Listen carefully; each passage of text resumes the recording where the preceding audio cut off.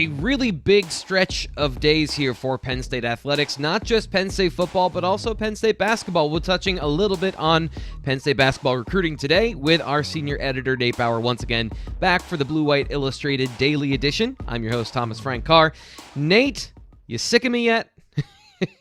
Never.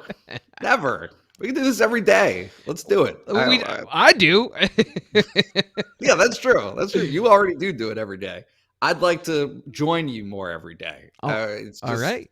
One of the highlights of my day, seeing your smiling face on the other side. Well, thank you. We've got a lot to talk about today. There's a lot of news and notes. Brandon Smith is the Big Ten Defensive Player of the Week. We're going to get into that for the majority of the show today because it's a really interesting conversation about how Brandon Smith has played so far this season and where Nate and I think he stands. We'll also get into an interesting trend that is very different than what we've seen in the previous years under James Franklin when it comes to the snap counts, especially on defense. We're going to get into all of that today. And of course, like we said, some basketball recruiting. But tomorrow, Dave Eckert is joining us to give you the full recap on basketball recruiting because it's been a very big stretch of days and a pretty big commitment-wise, a couple guys are going to be committing over the next couple of days. So we'll wrap all that up with Dave tomorrow. But Nate, let's start with Brandon Smith, Big Ten Defensive Player of the Week. What were your thoughts about how he played against Auburn? Yeah, so, first, let's just acknowledge kind of the obvious. Big Ten Player of the Week in any category is named or given to the guy who had the best stat line. Oh, yes, it is. Right? Yes, it is. It really, who Go knows? down the stat sheet, who had the most numbers. Boop. Correct. And so, sometimes, this is my 17th year doing this. You have to win, right? Like your team has to be the winner. If your team lost, doesn't matter what you did. It doesn't matter what your stats are. You have no chance. But your team has had to have won.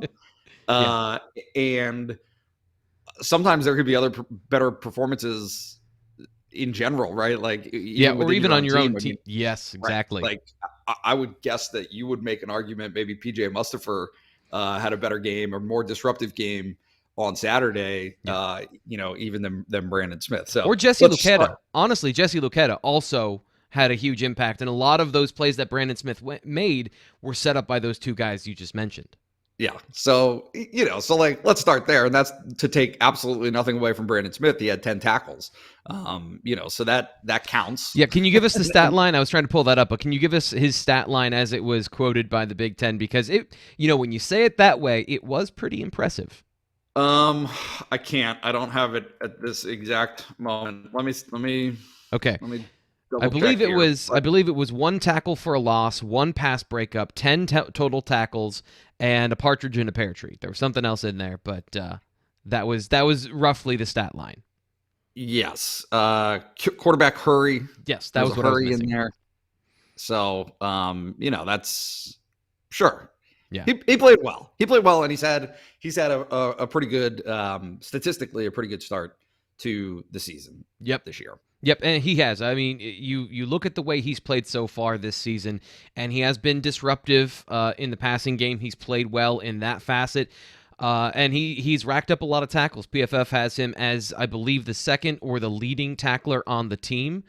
He leads the team in total tackles, and he is second on the team in stops. And those are plays where the defense wins. So you don't count just tackles for loss. It's tackles for 2 yards or 3 yards, setting up second or third and long, or getting a third down stop. Those are all counted by PFF, and he is second on the team with 11. That is good. That's a good season statistically. So we're prefacing this. We're saying all of these good things because there is a but coming. Also, fifth in the Big Ten and 49th in the country in total tackles so far with 25 this year, 15 of which were solo. And he's sixth in the conference for solo tackles. Yeah. So, I think the solo tackle is something that maybe gets an extra, feather in your cap, right? In Yeah. terms of you made the play. Like it's not like a gang tackle where a bunch of people were flying to the ball. So, But this is roughly what people were hoping for, at least on the production side from Brandon Smith, as he moved into this will position where he's not playing in space as much.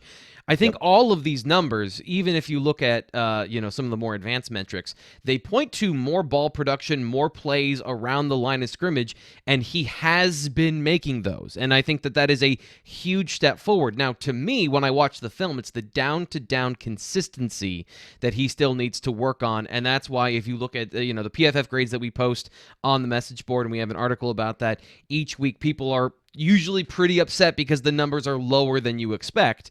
But one of the areas is that efficiency of being consistently in the right place and not being pushed off the spot in the run game.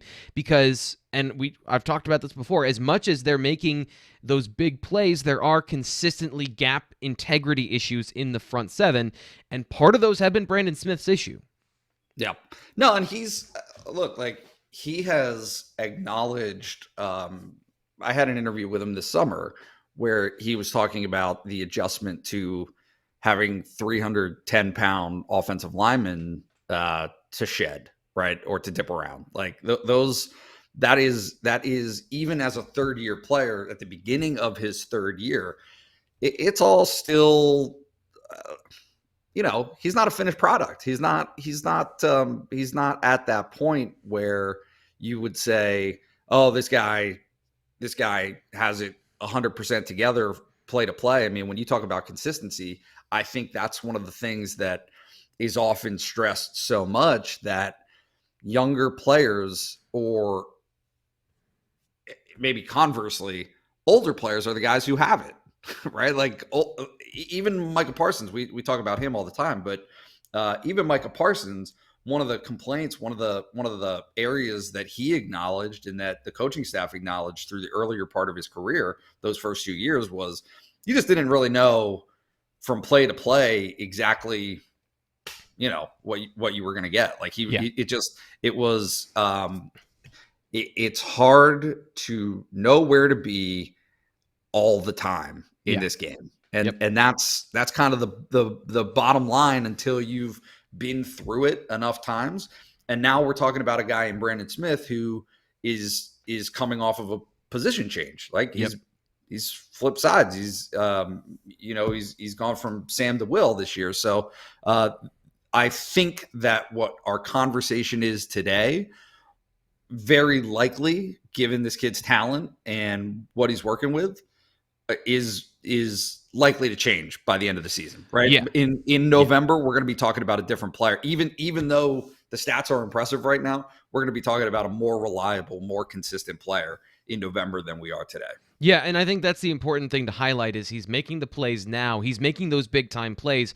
One of them in particular that stands out to me was, I mentioned P.J. Mustipher and Jesse Luketa, of one of them forced the ball out wide against Tank Bigsby, or it was a receiver on an end around. Jesse Luketa gets out in the flat and turns it back inside, and Brandon Smith, without missing a beat, shoots the gap and just destroys the guy. So those are the plays. Like, if you have that trio working on the front, you need a guy to go in and make those plays that has the downhill trigger to do that. And Brandon Smith absolutely does. And I think it's interesting. You and I talked about this during our Freaks episode on the BWI Daily a couple weeks ago, before the start of the season. And Micah Parsons and Brandon Smith have been compared a couple of times, but to me, they're very different players. Micah Parsons was a defensive end playing linebacker, so he had that ability to disengage, that natural ability to shoulder his way into the gap, to use his hands and his body leverage to defeat blocks without thinking about it. Like, truthfully, you watch Micah Parsons play the run, he doesn't consider the offensive lineman at all. Like, that's just a given. He's going to beat that guy. And then it becomes, how does he get in the hole? Where is he going? That sort of thing. Brandon Smith, as you mentioned, moving from Sam to Will, he has to learn how to play with his hands a little more. He doesn't have those skills. He's a safety-like player moving into the box. And this is what I was trying to say the first time we talked about this, is Micah Parsons and Brandon Smith, despite having relatively same heights and weights and things, they're very different stylistically, and I think body composition. So Brandon Smith has those long arms, and he needs to learn how to use those a little bit better. As you mentioned, he talked about in disengaging from blocks, because when he does it, he's an unblockable force in the box, and we see fits and starts of it. But there have been times in the Wisconsin game, especially, and then this past week against Auburn, where if PJ Musfer isn't holding up that double team, or if somebody doesn't get their block on the first level, Brandon Smith can have a hard time of hold his gap, but then make the play. And right. that's been the next level thing for him. And I think that's going to be a learning process over time. But one, as you mentioned, we should see by the end of the season. Yeah, and all of that is as opposed to him having the opportunity to make a play in space, right? Yeah. When he's able to run sideline to sideline, which is like none of this is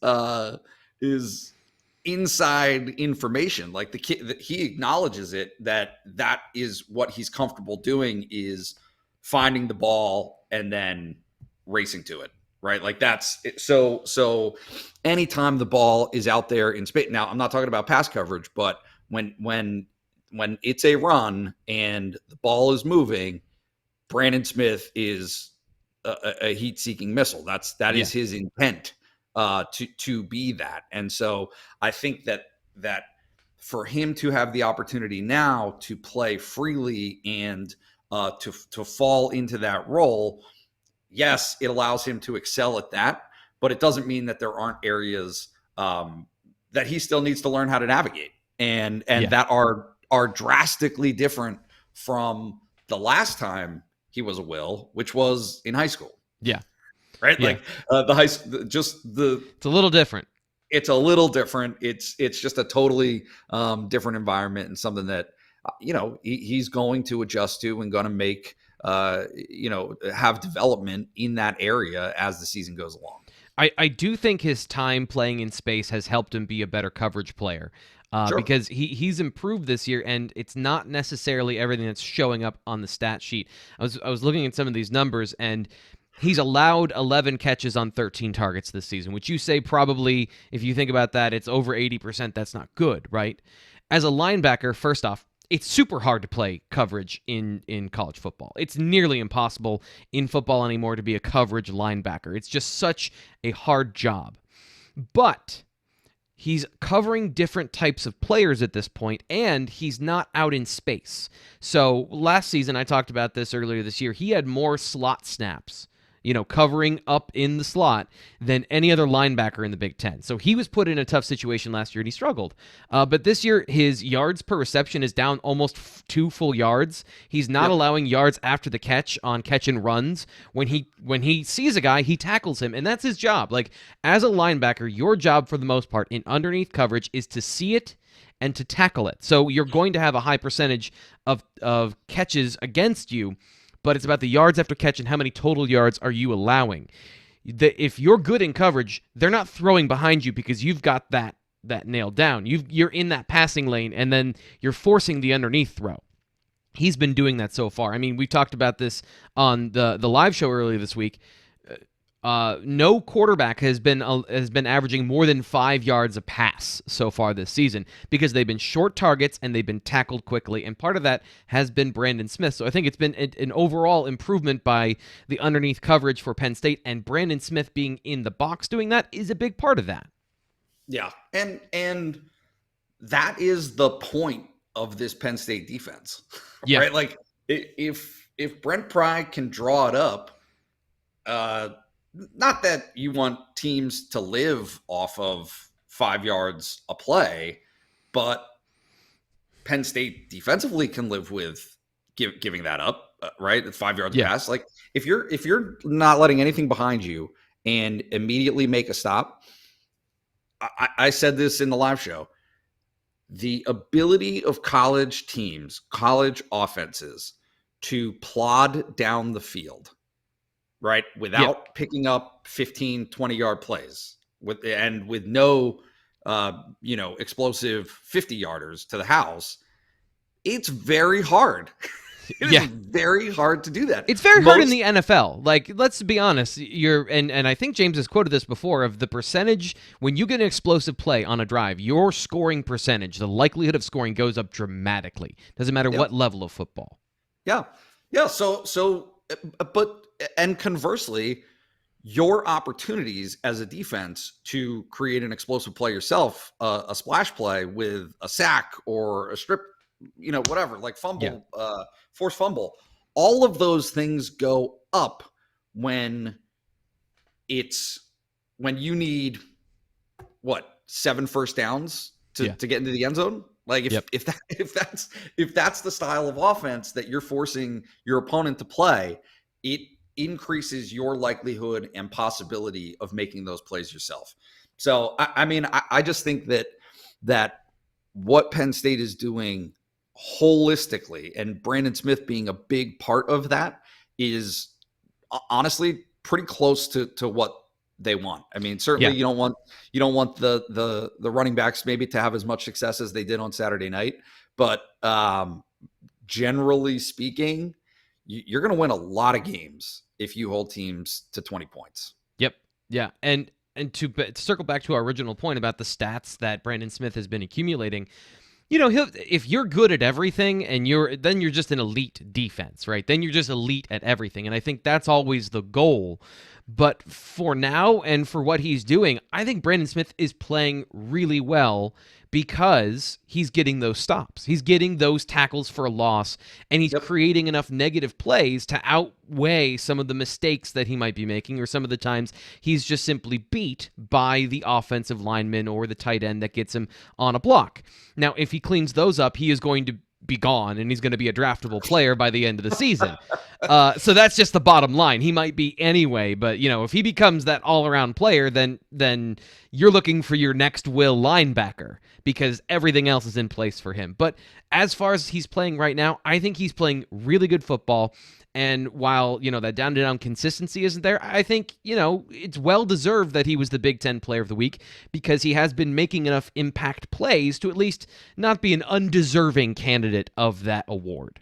Yeah. And let's do this. Let's compare it to last year, right? Let's compare it to Jesse Luketa in that spot. Yeah. And, right, like, if you look at the moves that Penn State has made defensively, shifting its players into different roles, right? And Luketa is still capable of being a Mike, but we've seen now this year what he can do as an end. Right? It's just, rather than having to adjust to problems, as was the case last year, this season they're able to adjust to preferences. Yes. To the best spot, for some of these guys and what their capabilities are. So no, I don't think there's any question, right? Like, this is the position Brandon Smith is supposed to be playing, and with continued development, he's already pretty good, and probably going to get pretty better. Pretty better. I like it. By November. Just projecting forward, if he does improve some of those consistency issues in the run box, he is a modern day linebacker. So there is no doubt about his ability in a more confined space to be a good coverage player. Now, Penn State doesn't run a lot of man coverage, but I think as far as what you're looking for from the athletic profile, the intelligence, and the ability to do everything at 6'3", 245 with anaconda arms, like, he is what you're looking for. And I think we both know him as the person. He's going to work to be good at all the things he's supposed to be.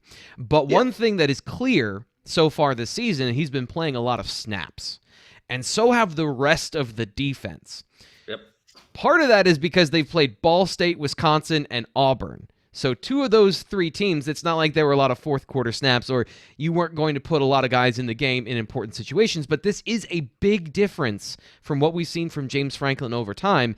And I'm starting to think that without having 2 non-conference games that you feel pretty confident about, they haven't been putting those guys in early in the season to get reps, to then have those more meaningful reps in October and November. Right now, we were talking about this earlier. If you look at the snap counts, 10 guys have over 150 of the 250 snaps so far this season. The rest of everyone who's played so far has been in a much more reduced rotational role than before, even guys like Kalen King. Do you think that they're going to have enough opportunities to get those guys reps to feel confident with them? And what's your what's your read on that and the freshman class, which we've talked very little about? Yeah, a couple of points. One, this remains James Franklin's waking nightmare to have had, right? It's like a double-edged sword, because on the one hand, his team is now in a position to compete in the toughest environments and the toughest stages against the toughest opponents. Like that is invaluable. That is a great byproduct of the experiences that they have had so far this season. But the counter argument is he loves and needs, like he considers it a need to have opponents that you don't stress over, to have a couple of those, so that you can get your players live reps in a game. Like that is also invaluable for not just for this season, but for the development of your program. Yep. Like that's a long-term thing. You don't get preseason games. You don't get scrimmages. You don't get any of that. Think about the opportunities that Sean Clifford had as, what was it? His second year in the program, right? He's in his fifth year right now. So his second year, he didn't finish with a ton of completions, but he got in the game. Yeah, he got in the game and threw some touchdowns, right? I mean, at one point he was 4 of 5 or 3 of 4 with 3 touchdowns. You know, like it was some stupid number, but that's valuable. It's not just at the quarterback position. It's all over the field, because you cannot duplicate that experience in practice. And so for Penn State this season, now they've gone through really the ringer. Yes, there were some opportunities to get guys in late against Ball State, but they have not built up a lead, obviously against Wisconsin and obviously against Auburn. You wouldn't expect that in the first place. Both of those games came down to literally the final play of the game. Yep. In both instances, there was no wiggle room. There was never a lead where you could feel comfortable doing that. And so, now with Villanova on deck, I think it becomes tremendously important. I have no doubt. It's funny because we're all going to talk about this as, you know, this walkover game because it's an FCS team. Yeah. And do I think that Penn State should win? Absolutely. But I can almost guarantee you that the message from James Franklin and his coaching staff this week is going to be, it is vitally important to not only win this game, but to beat them, play well to death. You gotta win, and win fast and win hard. Like get up by 40 points in the first half so that you can create that wiggle room for yourself to start to get some guys some reps in the second half. Yeah. So here are the guys, especially on defense. This is where Penn State rotates quite a bit. We haven't seen the number of receivers that we have in the past, but that's really one area where we see more depth. On defense, I'm just going to point out the guys that I've seen play during meaningful snaps in games that have been still in the deciding balance. So one of the guys that has actually been seeing more run than I expected was Keziah Izzard at defensive tackle. He's played in all 3 games, not a ton of snaps, but they have come on drives where PJ Mustipher needed a blow, and he was one of the guys that came in. Everyone knows, of course, Kalen King has been one of those guys. And that's it. Like, Charlie Katcher has been the linebacker that's come in to give one of those guys a blow, but that's it. Like, those are the meaningful guys, and he's a veteran. Tyler Rudolph would be another one, but he didn't see a ton of time last week. In fact, I don't think he played in that game whatsoever because he didn't play in the first half for a targeting rule, and in the second half he didn't play. So even the guys that we're expecting to be in the 2 deep, they haven't played this year. Yeah. Jalen Reed, right? Like is with a third team, I think, at safety, and had some buzz, about him. I think Kobe King at linebacker is a guy who, I think there is some level of expectation that he'll get an opportunity. And obviously he was able to play in that Ball State game, but there just haven't been, a ton of those opportunities otherwise. I don't know what the expectation is for, Townley and Vandenberg, in terms of those guys getting significant reps. I know that they like Vandenberg.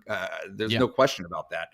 And he did get into that Ball State game, but in general, certainly defensively, but also offensively, there are components of that true freshman class that I don't think there's any question they would like to get them some run, in game situations. Yeah, a couple other guys that I've been surprised we haven't seen a lot of. AJ Litton got into the program a little bit late for me, but he's seen a couple snaps. Johnny Dixon was here in the spring, and he was here in camp, and we have not seen him in the rotation. I imagine, because, again, looking at the guys who have the most snaps on the team, Tariq Castro-Fields leads the team with 209 of 250 snaps. So he's been on the field almost the entire time, as has Joey Porter Jr. having 200 snaps to his name as well, 195. Round up a little bit. So those corners where they rotate a lot traditionally. Yeah. I mean, we saw Joey Porter Jr. and Keaton Ellis in the biggest game of the year against Minnesota. And that was part of the issue, but that was also part of their development. And, they were there because they got the early season reps for James Franklin and Brent Pry to trust them. And I think that's always been the biggest thing. You've talked about it before. I've had this conversation with a lot of people about trust is the thing that gets you on the field. And there hasn't been that opportunity to build any outside of practice, so you don't really know.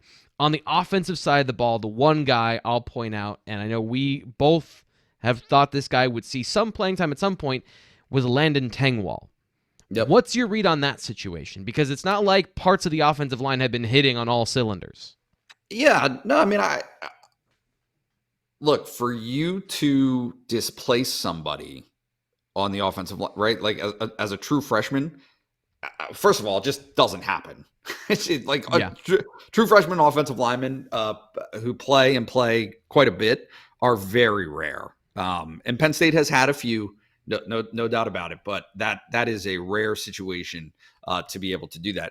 And I do think that it's interesting because Phil Trautwein brought up before the season in preseason media day, he was talking about how his goal was to how could he have as many offensive linemen be ready to play that he would feel comfortable playing at Wisconsin as he possibly could. That was a huge goal of the preseason.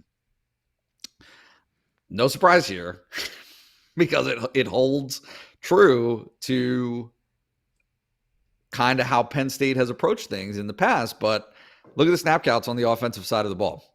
1, 2, 3, 4, and number 7. So 5 of the top 7 are offensive linemen, right? Yeah. Like that starting 5 on the offensive line, and really of which the 7th, Eric Wilson, would be in the top 5 if he hadn't split reps with Anthony Wiggin in the first game, right? So for a position that, again, like you just, there's a balance between, this offensive line in general needs experience together as a first team unit to they need to be better than they already are. Like, I don't think that there's any question about that. They want to be better than they already are, even though they've made improvements on last year.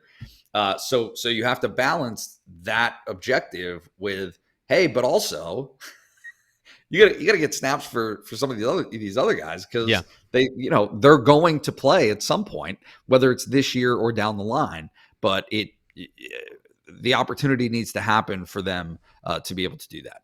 Yeah, it's been interesting, and I've been curious as to how much is Phil Trautwein's influence on that rotation and how much is, James Franklin has traditionally in the past made sure that at least 3 guards have played. Like, that's really, there's been 2 guys that get the majority of the reps, but somebody else has been working in, getting time, making sure that they are developing or that they are pushing the starters. And really, it's been finding the starter has been what they've been doing so far this year, because Bryce Effner played in the second half of the Auburn game, but really for those first 3 games, the second half of the Wisconsin game, Ball State, in the first half of the Auburn game, Eric Wilson took over that job, and then that was really his position until there started to be some issues along the line, and then we saw a little more Bryce Effner. It's been very fascinating to watch that development and that change so far in the program. But again, I think this weekend we'll see a little bit more of a shift and more of a change, because not just the Villanova factor, but also the factor of they want to get this done. They want to get more guys involved. James Franklin has always been adamant about getting as many players involved and having a happy locker room where everyone feels like they're a part of the winning and the losing. So that is going to be what I'm watching for on Saturday. In terms of getting up to that, do you really think like they need to be basically pulling their starters by halftime in this game? Do they need to be? No. Do they want to be? Probably. I mean, look, like, I don't know a ton about, obviously it's early in the week, I don't know a ton about Villanova yet, other than... At this point, I don't either, so you're not alone. Right, I mean, but that's a program that has had some traditional level success, right? Like, they're going to play tough, I guess, is just, the only way that I would put it. And so, yeah, it's James Franklin does not hook the starters early ever. Really, he doesn't. He never pulls them before he feels like a game is well out of hand. And so for Penn State to be able to do that this weekend against this team, it's going to take a good performance. They're going to have to play better than they did against Ball State to be able to get to that level. Yeah. Because they played well against Ball State, but they could have played better. There were elements and areas, and I think they acknowledged that after that game, that they could have been more efficient offensively. Hey, get some points, have some stops, create some breathing room, and go from there. Yep. And continuing that success is an important thing. One area that Penn State has had a lot of success so far has been in the recruiting trail. Lamont Payne commits this weekend during the whiteout game. We will have a film session of that coming up. T. Frank's film room coming up. There's just been a bunch of stuff going on that will be coming up soon. But also, what's going on? I don't know, man. Maybe it's the 3 live shows we're doing and the 18 other videos. But no excuse. No excuse. Oh, and then an Auburn game, a whiteout. No excuse. Should have been done already.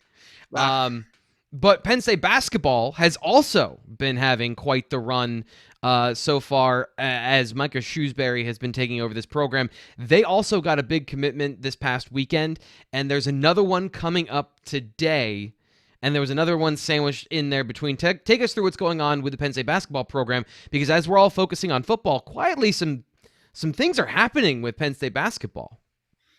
Yeah, no, I mean, I don't think there's any question. I mean, obviously, last month they got Jameel Brown, for this class of 2022, which is, starting to really round into shape. And then this weekend they got Keba. I can't pronounce his last name.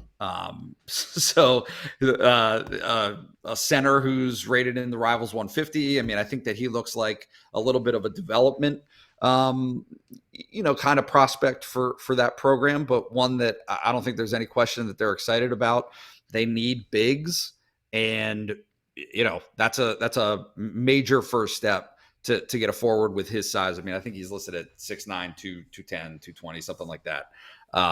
So you bring that in, and then tonight there's an announcement for Lilly, who is another big.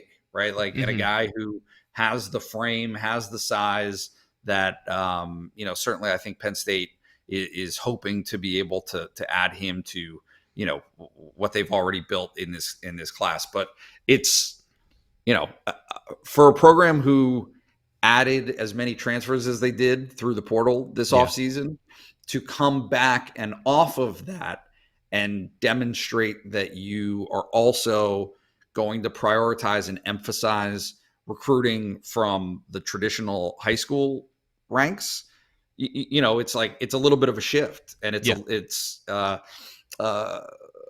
good early sign for the program that Micah Shrewsbury and his staff have been able to assemble this level of talent. I mean, I think pretty quickly too. Yeah, I don't know. I don't know where they rank in the team rankings right now.